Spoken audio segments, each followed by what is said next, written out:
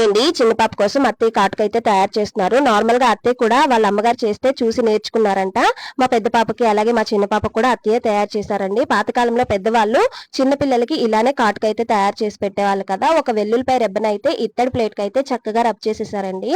దాన్ని వచ్చేసి ఒక దీపం కుందులో అయితే కొంచెం నువ్వుల నూనె అయితే వేసుకొని చక్కం 4 వైపులా అయితే దీపాన్ని అయితే వెలిగించేశారు. ఒక 2 గ్లాసుల సహాయంతో ఆ ప్లేట్ ని వచ్చేసి రివర్స్ లో అయితే బోర్లించి పెట్టారండి. అంటే మనం వెల్లుల్లిపాయ అయితే రుద్దాం కదా, దానికైతే బోర్లించి పెట్టారు. దీపం అయ్యేసరికి చూసారా కాటుకైతే ఎంత చక్కగా రెడీ అయిపోయిందో కదా.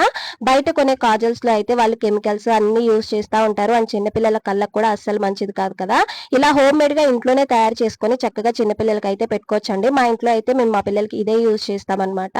సో ఇది చాలా బాగా యూజ్ అవుతుంది. పిల్లలకు కూడా చాలా కళ్ళు అయితే అందంగా కనిపిస్తాయండి. దీంట్లో అయితే కొంచెం నెయ్యి అయితే యాడ్ చేసి చక్కగా మిక్స్ చేసేసుకుంటే కాటుకైతే రెడీ అయిపోతుందండి. వీడియో నచ్చితే లైక్ చేయండి, అలాగే ఛానల్ ని సబ్స్క్రైబ్ చేసుకోండి.